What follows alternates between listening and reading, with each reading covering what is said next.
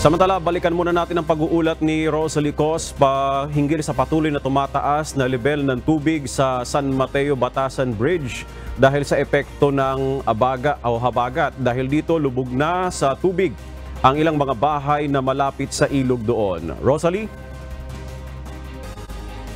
Victor, nandito nga tayo sa San Mateo Batasan Bridge at kung saan kita nyo naman sa aking likuran, patuloy yung pagtaas ng antas ng tubig dito sa San Mateo Batasan Bridge. Yung mga bahay dito malapit sa ilog, ipapaling ko lang yung aking camera, yung pinakamalapit dito sa tulay. Yung iba dyan at karamihan dyan, malapit, lubog na sa tubig. Sa ulat ng San Mateo Public Information Office, as of 11 a.m., nasa 22.17 meters na yung antas ng tubig dito sa San Mateo Batasan Bridge. Ibig sabihin, nasa third alarm o persahan na yung pagpapalikas sa mga residente na naninirahan sa paligid ng tulay. At sa ulat din ng bayan ng San Mateo, as of 11 a.m., mahigit na sa 3,500 individuals ang persahang inilikas. Pinakamarami dyan mula sa Barangay Mali kung nasaan 2,000 mahigit yung mga evacuees sa isang elementary school.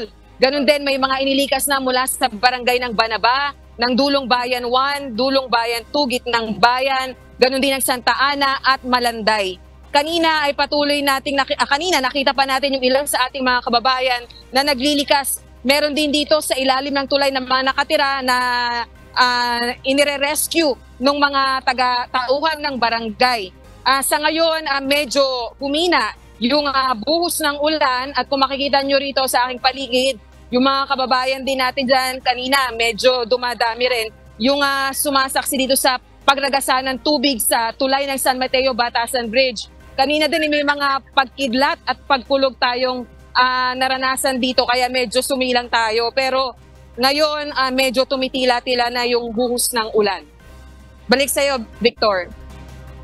Rosalie, dyan sa pagtaas ng level ng tubig dyan sa ilog, based ba sa monitoring natin, meron ba tayong napapabalitang mga areas na isolated ba ngayon o hindi marating ng mga rescuers?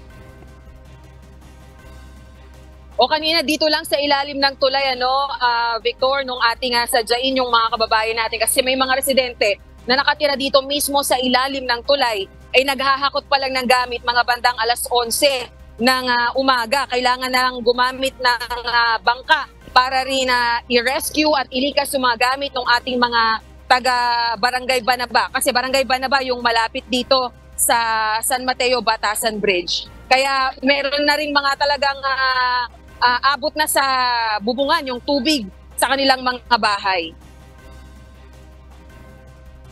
Alright, sige, mag-ingat kayo dyan. Rosalie, yan po si Rosalie Cos live mula sa San Mateo, Rizal.